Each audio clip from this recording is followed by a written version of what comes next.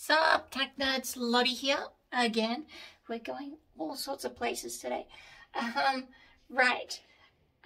Today's going to be an interesting video. I don't know if interesting is the right word. It is going to be different, which may or may not be the same as interesting. We are inside the turret of the Centurion. I have fed the turret monster, in case anyone's wondering. We'll get to that in a sec. What am I doing today? I am going to be answering your questions in this video that people have been asking in the comments below while I do some work. Specifically, we are doing boring work that needs to be done, and I'm bored, and I thought I could do this at the same time. So we're going to do that right now, hopefully. Oakley. I am just going to set up the camera over here and we're going to start answering your questions. We're also going to explain what we're actually doing today. I will draw your attention to this, which the camera is not looking at anymore. So frustrating when stuff doesn't... There we go.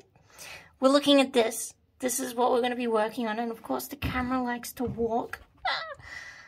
Just focus, will you? I'm propping up the camera. Can I do anything about this bar? No. It is the throttle. And I'm not going to disconnect the throttle just so you can see a little bit properly. Alright. Those who have been watching will know that we had a failure of a hose clamp. We had two, actually, failures of hose clamps, and that is not good. This is not what we want. So we're replacing them, but instead of just replacing them, we are also tie wiring them in place. Proper aircraft style, which is what I'm organizing now. This is the noisy here offside. For those wondering why I'm not wearing gloves, I'm not working with solvents or fuel or anything like that today, and because I'm doing tedious little work. Sometimes gloves just get in the way, and we don't want to do that. So, we'll address that before anyone gets there. So, question that everyone's been asking, or rather statement everyone's been sort of making. Why do we not use T-clamps? For those who don't know, T-clamps are a style of hose clamp that utilizes a bolt, and they are also normally flanged on the outsides so they don't cut into pipe as much. Couple of problems with that. One, sometimes you actually need a little bit of grippiness on the side, as with these ones. And two, T-clamps are always wider than your normal clamps, which is what we're dealing with here. And that is the major problem with T-clamps in this scenario. I'm trying to avoid hitting the camera with my elbow as I'm working over you guys. You'll have to apologize. No, I will not apologize. You're just going to have to deal with it. This is the price that you guys pay for wanting to watch me work. You get annoyed, Lottie. So what am I doing right now? I am twiddling the wire. It just makes it a little bit stronger, in straight lines. So, wait, T-clamps. Okay, so T-clamps cannot fit on this little bit of wire. It is too narrow, and you always need roughly the thickness of the hose clamp on the outside. I can hear noise outside too, so just ignore that. You need the same thickness on the outside of your hose clamps. You can't just have the hose clamp. Where's another one? Here. You cannot put the hose clamp on the outside of the hose itself. Cannot happen. No, does not work. You lose all of the crushing, and they will definitely slide off if you do that. Now, the T-clamps are always wider than your normal hose clamp, which is why we can't use it on these ones. I might do another video explaining specifically what uses T-clamps are for, but it is not for this right now. Can't use it. But what you can do is you can get really good hose clamps, which is what we've done here, and you can tie wire them together. You always do 2 lots of tie wiring. Oh, we're looking very nice today. Yeah. I'm losing my train of thought. Hopefully this video turns out alright. Okay, let's move over here, and I will explain what I've been doing. We are putting the tie wire on. So what I've done before the camera started rolling, put the new clamps on. So these are our new hose clamps, looking really nice and good. And now I've started putting the tie wire on. Twiddle the middle, and then I'm going to be twiddling these sides out here, and that'll stop them from expanding and going off the side.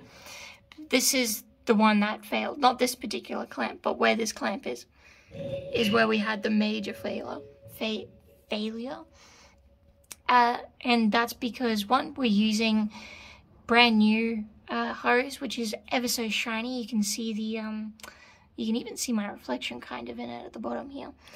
So, it's shiny. There is a flange. So this is the water pump we're working on. So there is a flange that comes under here and it goes up and then it ends. And then it does the same here. It goes up and then it ends. And those two actually meet. So you can't feed the hose in.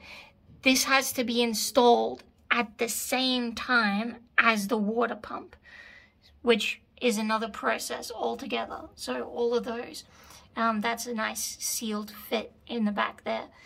They all have to be installed at the same time, so it goes this way, as my finger is pointing. You install it this way, and you fit the hose as far as it will go here, and then you slide the whole thing on, so that the middle of the hose is exactly where the middle of the flange is.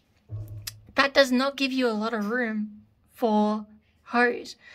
It would be awesome if I could make the hose, you know, an extra, you know, centimeter longer, but that's impossible. As you can see with this one, which I haven't done up yet. So you need to slide the hose all the way up until it matches with here. And you've still got to somehow fit the water pump on. It was an absolute pain to do this, which is why water pumps are not, they're one of my least favorite jobs. That's why these are so small. If I put a T-clamp on there, they're too big and they go off to the side. They go too far off. It's that simple. It really is that simple. So we've got to use these ones. So yeah, I'm just going to twiddle these ones up and we will be done. I know I've done a lot of this sort of off camera, but it's just, it's easier this way. I'm still not sure if I'm going to use this video. We'll see. I might redo it. Anyway, let's get back to it. Answering your questions.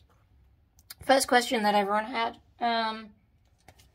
How tall am I? A couple of people have asked that. I'm over 170 something centimeters tall. I don't know exactly how tall I am because I haven't measured myself in a while. But I'm not short. Which I know a lot of people were alluding to the fact that I might be short, and I'm not actually short. Not that there's anything wrong with being short. I used to be really short when I was still in school, and it bothered me back then, but it really doesn't. You know, you just live with what you're given. I've had to learn that. But yeah, I don't know what that translates to in feet. Maybe like 5'8", 5'9", 5'7", something in that ballpark area. But again, I'm not short. I'm actually above average in height for ladies.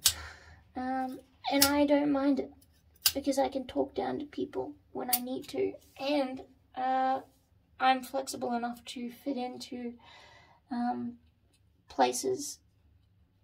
And that's mainly because I used to be a gymnast. for those who are curious. That's why I can crawl into all these areas and do stuff. Is the camera still focusing? Yes, it is. So yeah, I've just twiddled that one in and I've just folded it over, and now I do the hard one, which is on the back. So yeah, that's how tall I am. Other question that people have kept asking, the stroke and bore size of the engine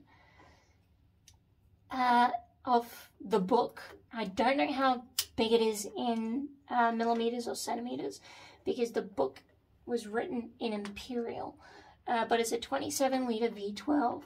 It is a 6-inch stroke with a 5.4-inch bore diameter. So there you go, more fun information for you. For those engineering nerds, that does mean that it is skewing slightly towards having a more torquey engine rather than one with high RPM. Merlins do not rev very high. You should not, you can, but the power band never really goes above 2000 RPM on these things. So when you're running them, if you need any more than 2000 RPM to get anywhere, you're probably losing power in the engine somewhere, and you need to sort it out straight away. That's the easiest way to tell when your tank is not tanking anymore. I'm going to move the camera over, and we're going to start working on this one here. So that's a nice tie-wired clamps. I've got to redo them, tighten them up. Never over-tighten clamps. It's a subtle art, and that's why when you do them, you never grab the end. I always just do it in the middle, and you just get a nice feel for it. Let's go. Yeah, that one's alright for now. Tighten this one. They are pretty loose because I've been working on them. Get a feel for it. There we go. Go back to this one. And it's about that. So, that is our hose clamps done. What was I talking about? RPM losing power, I think. Yes, Centurion, actually it's for anything really, but Centurion is what we're talking about right now. 2000 RPM, if you cannot get up a shallow incline in second gear at 2000 RPM, you've lost power somewhere. And I don't care how you've set up your engine or whatever, you're losing power. And you should get that rectified. Okay, move it over to here. Anything over 2000 RPM and you're just no bueno. Do not do. Is it gonna keep going down? No. Focus. I'm probably not gonna get this one done while I'm filming, but I'm just working while I'm doing this at the same time. Oh my god.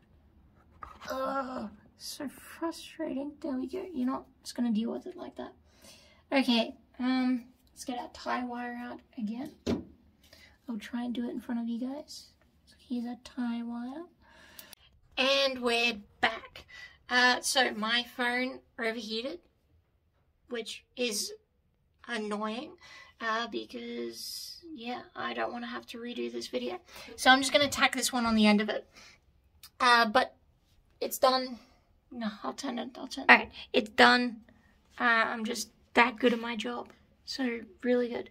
But yeah, that's how you tie wire hose clamps. Okay, so we've got another video coming out. I'm going to be doing another video tomorrow. But that will probably be the last video for the year in this style. I have a lot of footage from the weekend that we took the tank out, and I'm going to try and turn that into a more edited style of video, because I'm going to go on holidays. So, yeah, let me know what you like about these videos, what you don't like about these videos, and I'll try not to get offended, so I can better, I don't know, make better videos for you, in this sort of style. Also, let me know what you thought about this video in particular. I didn't very much like it because it is so annoying trying to film and do work at the same time. If I had another pair of hands, it would be great, but I don't. That's just what it's like. Anywho, thank you guys again so much for all the subscribers and all the viewership. It's been really good, like really good. I was not expecting this many in such a relatively short amount of time. So, hit the like and subscribe. Ask lots of comments. Answer those questions for me, please, if you can. That would be lovely. And I will see you tomorrow. Bye.